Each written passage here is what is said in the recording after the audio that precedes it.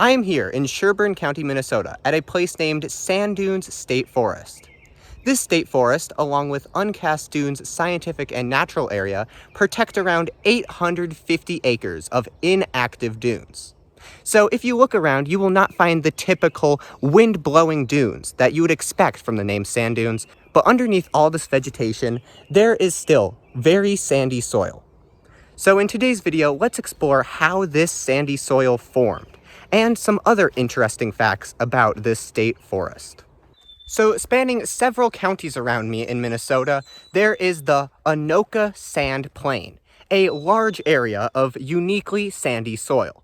This formed through glacial activity over the past 12,000 years. Around 12,500 years ago, the Grantsberg lobe of the Laurentide ice sheet moved into this area and dammed the drainage system from emptying into the Mississippi River or St. Croix River. What this did is grow a large proglacial lake named Glacial Lake Grantsberg. Now this glacial lake was very short-lived, lasting only 100 years. But out of Glacial Lake Grantsberg, a much smaller lake named Glacial Lake Uncas would form, covering much of Uncas County and spanning into several other counties, including Sherburne County. This glacial lake lasted for much longer, a few thousand years, and it was where our sand came from. Basically, as the glaciers were moving over the landscape, they would scrape the rocks and turn them into a fine powder. In this case, the glaciers formed a large amount of sand. Then the sand would get into the drainage system and be brought down into Glacial Lake Uncas, where it would lie on the lake bed. These types of sediments that come from glaciers but end up in lakes have a specific name. They are glaciolacustrine sediments, which literally translates to glacier lake sediments, so it's a very fitting name. And for 2,000 years, this sand was left to accumulate in the lake and form this layer of sandy soil. So that is how this Uncas sand plain formed. It formed in a proglacial lake where sand that the glaciers scraped off ended up in. Around 8,500 years ago, Glacial Lake Uncas would drain because the Grantsberg lobe of the ice sheet melted. This left behind the layer of sandy soil, roughly as it is today. And it also left behind many glacial lakes, such as this one right here, which is named Lake Anne. Over the past 8,500 years, these dunes were covered with vegetation, until just this sand dune state forest were active dunes.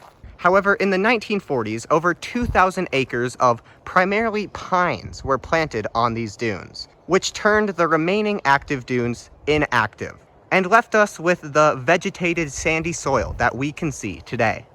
While most of the sand today is covered by vegetation, it can still be found in a few places, primarily along the trail where the vegetation has been cleared. As you can see, this soil is abnormally sandy, at least when compared to other places in Minnesota. But the geology isn't the only interesting thing about these Uncas dunes. The ecosystem is also unique. 223 acres of this park, including the campground behind me, is known as an oak savanna ecosystem.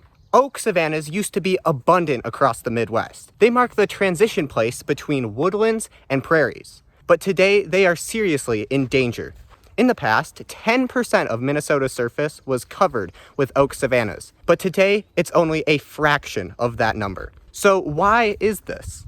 Well, oak savannas depend on wildfires for existing. The wildfires clear out any trees that are not as resistant to fires as oak trees. But obviously, wildfires are not ideal for people, and so whenever a fire arose, we would put it out, thus allowing more tree species to encroach on this oak savanna. Oak savannas are a critical habitat to many species, including one species that these Uncas dunes are named for, the Uncas skipper. The Uncas skipper is a butterfly, which is commonly found in the Great Plains, but here in Minnesota, it was only ever found in this small sand dunes area. Unfortunately for the Uncas skipper, it has not been documented since 1980, so there's a chance that it no longer exists here. And who knows, maybe one day a channel like Atlas Pro will try and uncover this lost Minnesota butterfly. But oak savannas still provide a critical habitat to many different species of plants and animals. So it's good that they are protected today. Today, as I mentioned previously, this place is a state forest and scientific natural area. There are campgrounds, such as the one I am at right now, and it is primarily used for horseback riding. There are many horseback riding trails, and there are even specifically horse campgrounds. There's also a day use area for the lake where I stopped at, where there's a beach and many hiking trails. But overall, I think this area is just very cool. I have lived in the North Metro almost my entire life, and yet I had never heard anybody mention this place, let alone talk about the history of it. So I'm glad I was able to shine a little light on this area, and I think it should show you that there are interesting places, no matter where you look.